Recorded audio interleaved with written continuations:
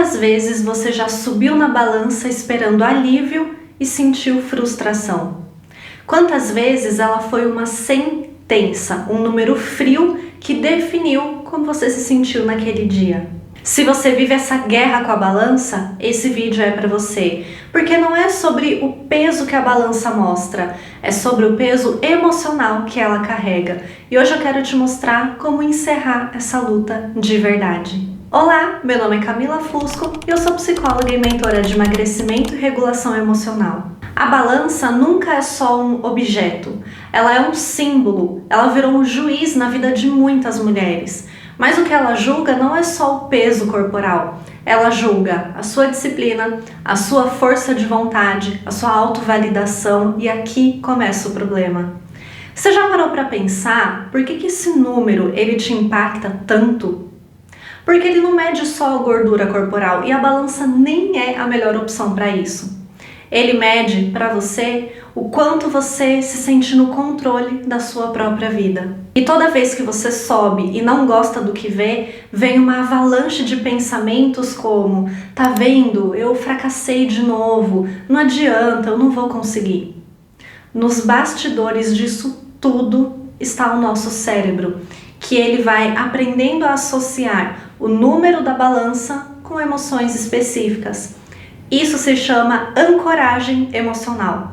Ele conecta experiências anteriores ao estímulo presente. Então, se você foi punida, se foi criticada, ridicularizada pelo seu peso, é isso que a balança ativa. Eu tenho uma mentorada, ela me contou que antes, toda segunda-feira, para ela era um inferno.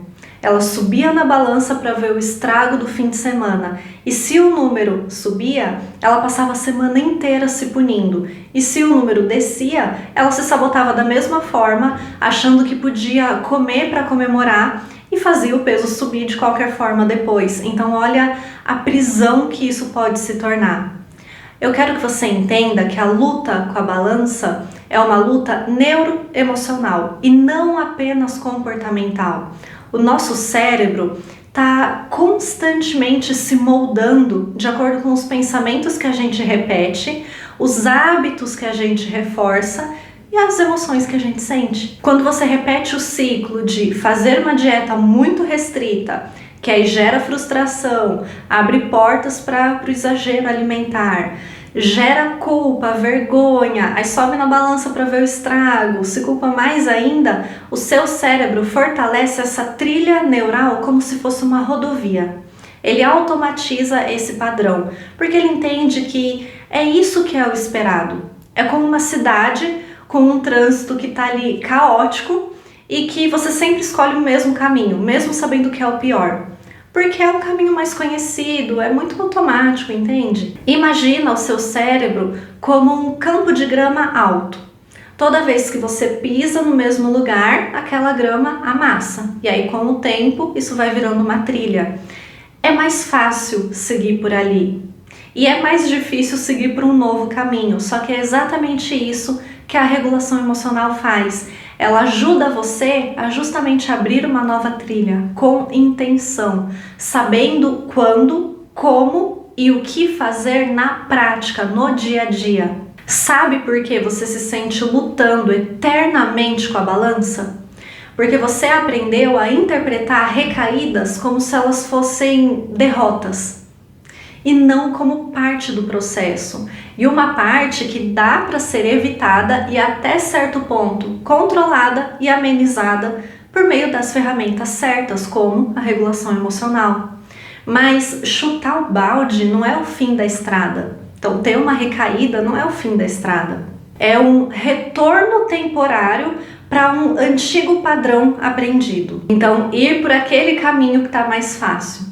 E sabe qual é o perigo maior? Não é nem recair, é usar a recaída como justificativa para abandonar tudo.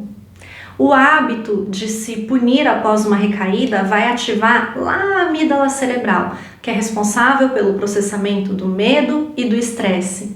Aí isso eleva o cortisol e em níveis altos aumenta o apetite, aumenta a impulsividade, dificulta a tomada de decisão consciente.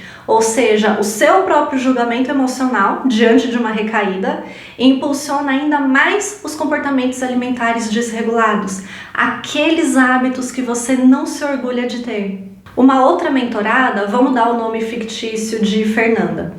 Ela me disse: toda vez que eu caio, eu como ainda mais como forma de punição. Isso é autossabotagem baseada em crenças distorcidas de valor pessoal, quase como se você pensasse que um erro, uma falha, mesmo que pequena, dissesse para você mesmo e para o mundo: olha como eu sou insuficiente, olha como eu sou fraca, olha como eu não mereço ter os mesmos resultados que outras pessoas têm. Então, como dar um fim de verdade nessa guerra? Primeiro, para de subir na balança esperando aprovação. Ela não tem poder sobre quem você é. Segundo, começa a medir o que realmente importa, o seu nível de energia, a sua clareza mental, o quanto o seu sono está ali reguladinho, a sua paz depois de uma refeição, a ausência de culpa. Isso tudo é progresso real.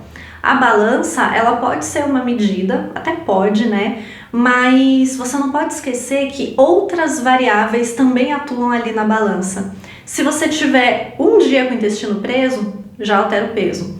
Se você estiver inchada por conta de uma medicação, enfim, também pode influenciar no peso, inclusive se aquela balança está regulada certinho. Eu ensino as minhas mentoradas a usarem um diário de resultados reais. Nele, elas registram: hoje eu comi com presença? Eu consegui lidar com uma emoção difícil sem descontar na comida? Eu fui mais gentil comigo mesma? Eu percebi algum gatilho emocional? Isso é evolução. E a balança nunca vai te mostrar isso. Então, se a balança é o único GPS que você usa, qualquer desvio vai virar desespero. Mas quando você tem múltiplos indicadores de progresso, você fica muito mais em paz com você mesma. Você deve entender que finalizar a luta com a balança não é sinônimo de abandonar, parar de cuidar do peso. É parar de deixar que o peso te defina. Entender que emagrecer pode e deve ser uma consequência de um processo de reconexão, de regulação emocional importantíssimo e de libertação. Se esse vídeo fez sentido para você, eu quero que você escreva aqui nos comentários: chega de guerra.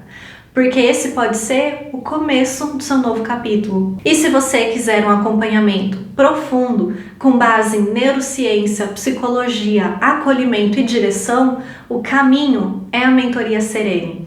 As inscrições estão abertas e se você sente que é a sua hora, o link de aplicação eu vou deixar aqui na descrição desse vídeo.